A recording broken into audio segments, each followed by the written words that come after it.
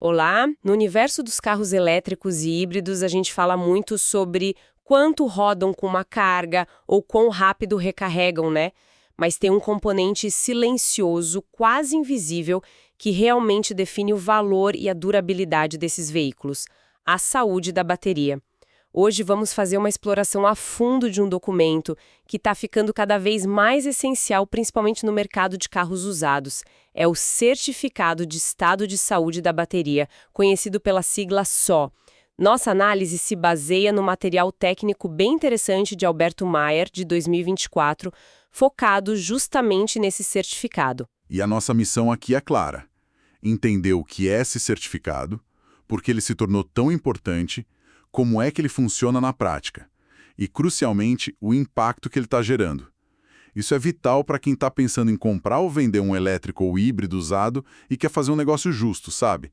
Sem surpresas desagradáveis com a bateria. Certo, vamos começar desenrolando isso então. O que exatamente significa SOH, Estado de Saúde da Bateria? Não é só aquela carga que a gente vê no painel, certo? Exato. Essa é uma confusão bem comum. O SOH, State of Health, é diferente. Pensa nele como um indicador da capacidade máxima de armazenamento de energia da bateria agora. Tipo, comparada à capacidade que ela tinha quando saiu de fábrica. É como medir o quão saudável e capaz a bateria ainda é, sabe? Depois de um tempo de uso, ciclos de carga e descarga, essa métrica é fundamental porque afeta diretamente a autonomia real do veículo, o desempenho dele. Uma bateria nova, claro, tem 100% de SOH. Com o tempo, esse número cai. Geralmente, assim, um SOH acima de 80% ainda significa que a bateria está em boa forma. E abaixo disso, o que acontece quando o SOH começa a cair mais? Tipo, se tiver uns 75%. Então, quando fica ali entre 70% e 80%, a perda de eficiência já é mais notável, sabe? Impacta a autonomia que o motorista pode esperar no dia a dia. Agora, se cair abaixo de 60%, a situação fica mais crítica. A bateria pode não ser mais tão confiável para viagens mais longas e a substituição pode começar a ser necessária. Então, o SOH é um termômetro direto da vida útil que ainda resta. Entendi, faz todo sentido. E o certificado de SOH, então, funciona tipo um laudo médico dessa bateria, para testar isso. Exatamente essa a ideia. É um documento técnico que formaliza essa avaliação. Ele detalha a capacidade residual, a eficiência, o estado geral da bateria. Para gerar esse certificado, a bateria precisa passar por testes e diagnósticos específicos. E quem faz esses testes? É algo que o próprio dono do carro pode fazer ou precisa de equipamento especial? Normalmente não é o dono, não. Precisa de equipamentos de diagnóstico mais avançados. Geralmente eles conectam na porta OBD2 do veículo, aquela mesma porta usada para diagnósticos gerais do carro, sabe? Ah, OBD2, sei qual é. Isso. Esses equipamentos coletam dados bem detalhados do sistema de gerenciamento da bateria, o famoso BMS. Com base nesses dados, um relatório é gerado e o certificado é emitido. Normalmente por centros de serviço autorizados, oficinas especializadas ou, em alguns casos, pelos próprios fabricantes. Parece muito útil ter essa informação documentada. Nossa! Especialmente na hora de comprar um usado, né? A transparência para o comprador deve ser a grande vantagem, imagino. Sem dúvida. A transparência é o benefício número 1, com certeza. Saber o SOG real dá muito mais segurança para quem está comprando um veículo elétrico ou híbrido usado. Você sabe o que está levando para casa. E claro, um carro com um certificado mostrando um SOG alto, ele pode ser mais valorizado no mercado, né? Mas imagino que essa certificação traga também seus desafios. Não deve ser tão simples assim, né? Deve ter um porém. Com certeza. Sempre tem. Existem custos envolvidos na realização dos testes e na emissão do certificado. Isso pode onerar o vendedor ou a oficina. Adiciona também uma etapa, uma complexidade à manutenção e ao processo de venda em si. E um ponto bem crítico é a falta de um padrão global uniforme para esses testes e para a interpretação dos resultados. Essa falta de padronização me parece um problema sério mesmo. Quer dizer, se cada lugar mede de um jeito diferente, como a gente pode realmente comparar ou confiar 100% nesses certificados? Esse é um dos maiores desafios atuais, sim. A metodologia usada, os parâmetros que são considerados, até os limites que são tidos como aceitáveis. Tudo isso pode variar. Isso pode gerar inconsistências, claro, e dificultar a comparação entre certificados emitidos por diferentes entidades ou em diferentes regiões. Assim, fica claro que os consumidores são os maiores beneficiados pela existência do certificado, e também vendedores e fabricantes que prezam pela transparência. Mas, por outro lado, os vendedores arcam com os custos extras, né? Oficinas menores podem não ter estrutura para isso, e mercados onde a padronização ainda não chegou enfrentam essa dificuldade de confiança. Falando em como os dados são coletados, você mencionou a porta OBD2. Como isso funciona na prática? Como se lê a saúde da bateria por ali? É muito técnico? Então, a porta OBD2 é a interface padrão para acessar os sistemas eletrônicos do carro. Isso inclui o BMS, que monitora a bateria o tempo todo. Um dispositivo, tipo um dongle OBD2, é conectado nessa porta. Ele consegue ler os dados que o próprio BMS já coleta. Tensão, corrente, temperatura das células, resistência interna, essas coisas. Entendi. Um exemplo bem interessante de como isso pode ser feito por terceiros é o serviço oferecido pela Bosch. Eles usam um dongle OBD2 que não só coleta os dados, mas também os envia para a nuvem, através de uma conexão móvel. E lá na nuvem, algoritmos sofisticados entram em ação. Nossa, algoritmos. Que tipo de análise é feita? É tipo inteligência artificial? Exato, pode envolver isso sim. São modelos que podem usar princípios de eletroquímica e análise de dados em massa, incluindo técnicas de machine learning, ou seja, algoritmos que aprendem com os dados de milhares de outras baterias para identificar padrões e prever a saúde daquela bateria específica com mais precisão. Eles avaliam indicadores chaves, como a capacidade real, a resistência interna, que geralmente aumenta com o desgaste, né? E a potência que a bateria ainda consegue entregar. O resultado final é apresentado num certificado digital que pode ser acessado pela web. Bem prático. Isso é fascinante. Quer dizer que não se depende exclusivamente da concessionária ou do fabricante para ter essa avaliação? Uma oficina independente pode oferecer isso? Exatamente. Serviços como esse da Bosch ajudam a democratizar o acesso à informação do SWOG.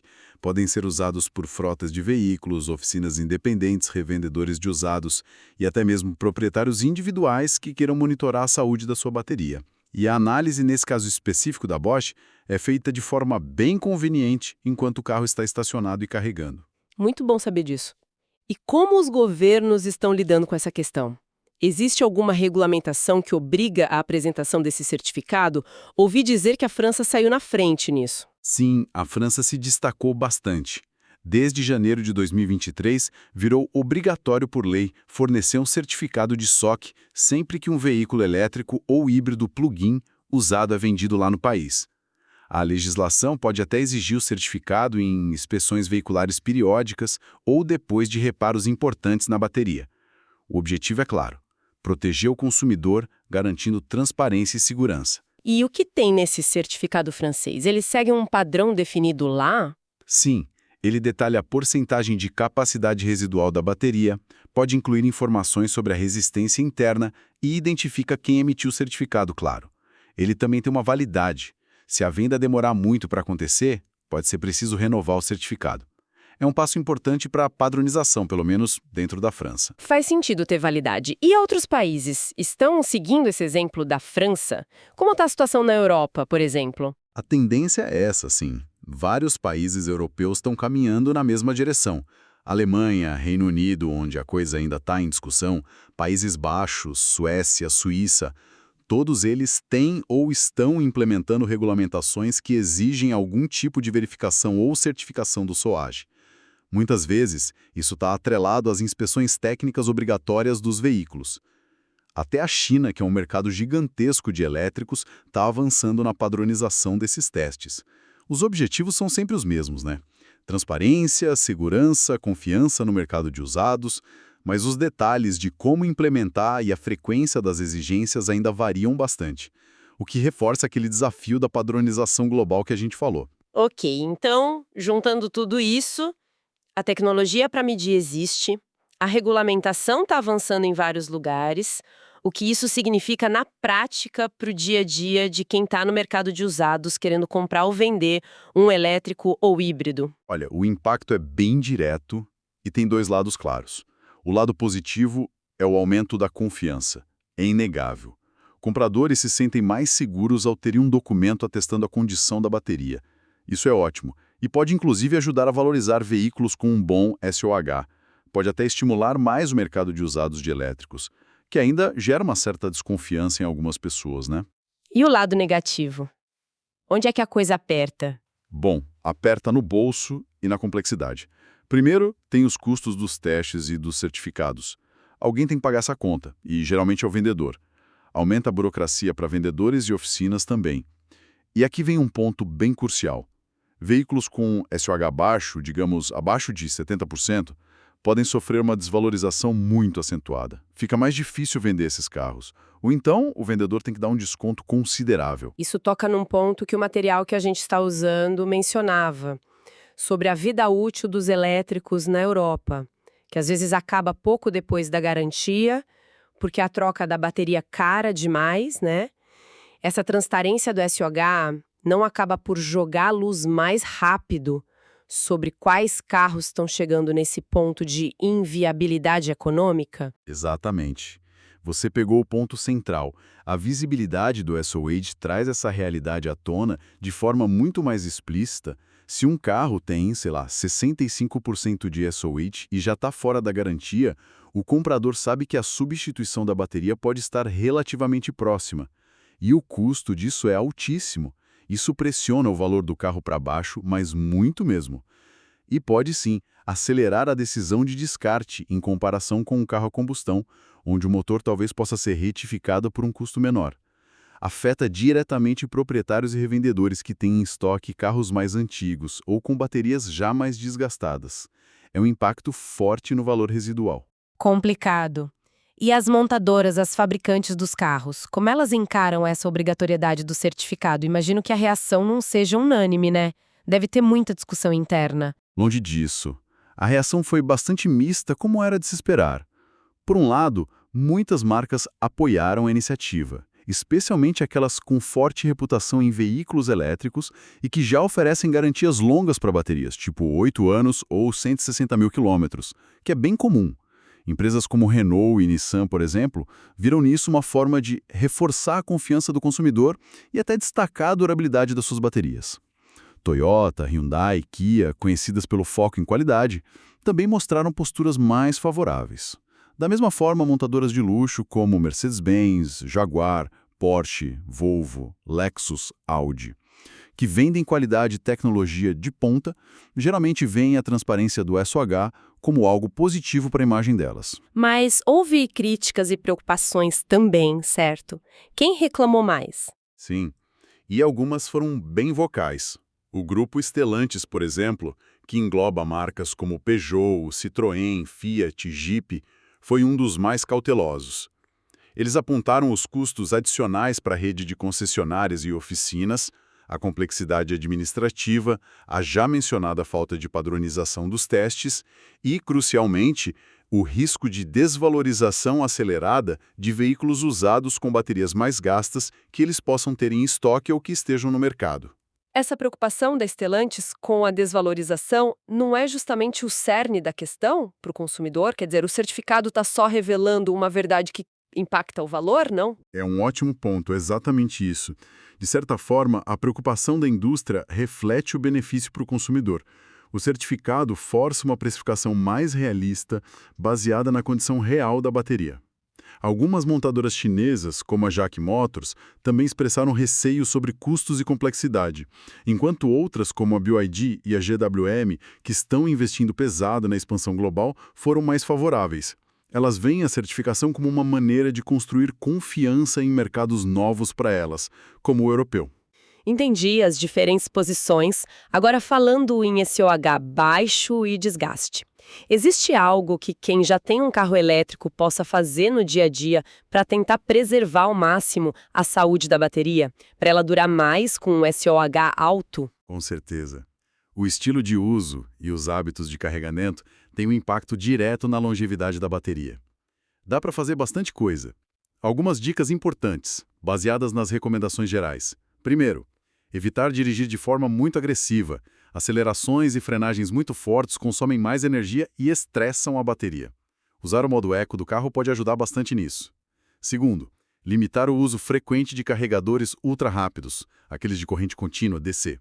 Eles são ótimos para viagens, claro, mas geram mais calor e calor é um inimigo da bateria a longo prazo. Sempre que possível, é melhor usar carregadores mais lentos, de corrente alternada, AC, como os que a gente tem em casa ou em alguns pontos públicos. Demora mais, mas é mais suave para a bateria. Faz sentido. E sobre o nível da carga?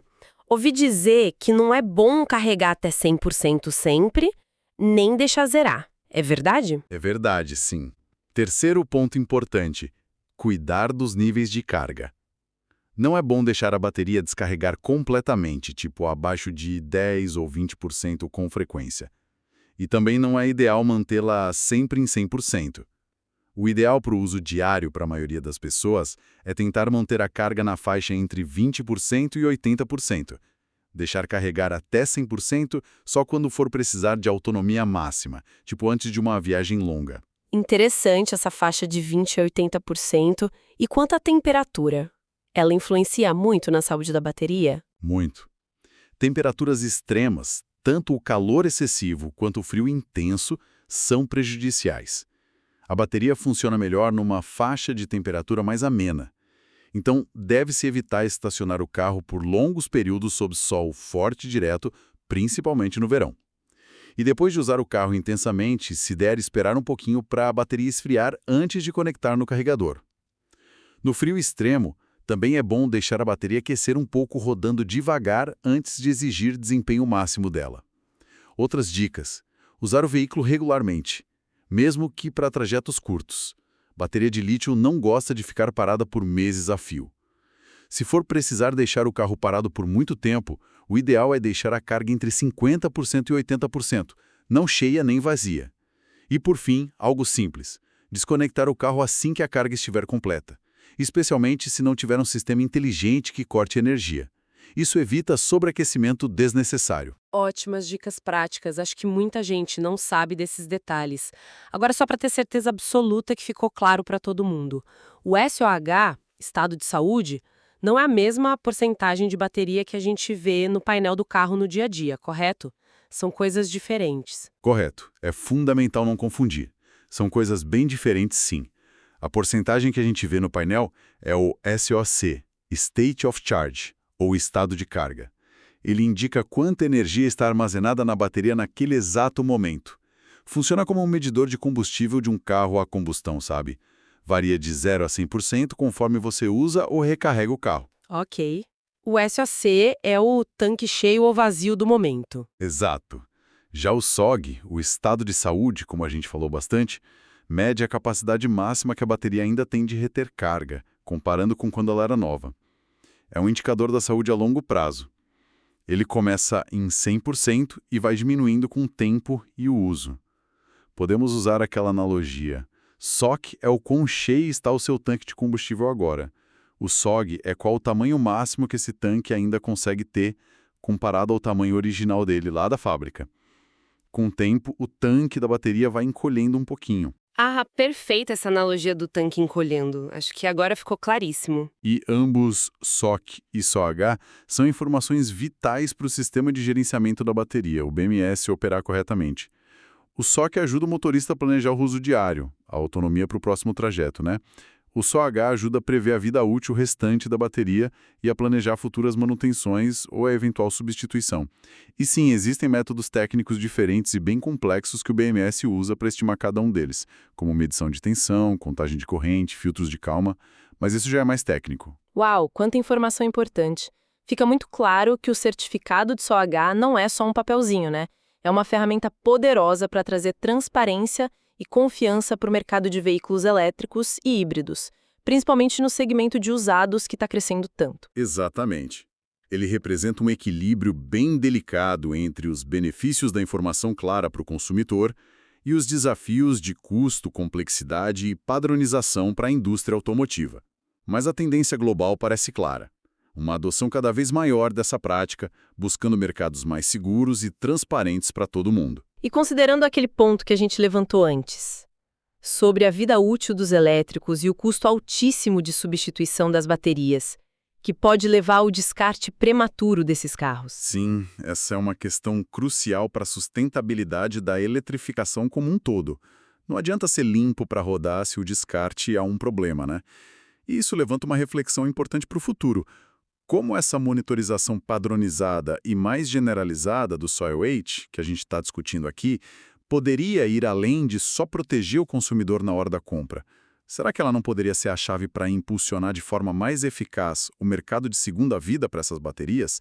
Ou otimizar os processos de reciclagem, enfrentando diretamente esse desafio da sustentabilidade e o do descarte? É uma ótima pergunta para a gente ficar pensando o Soil Weight como ferramenta não só de avaliação, mas de gestão do ciclo de vida da bateria. Exato. É algo que certamente a gente vai precisar acompanhar de perto nos próximos anos. Tem muito potencial aí.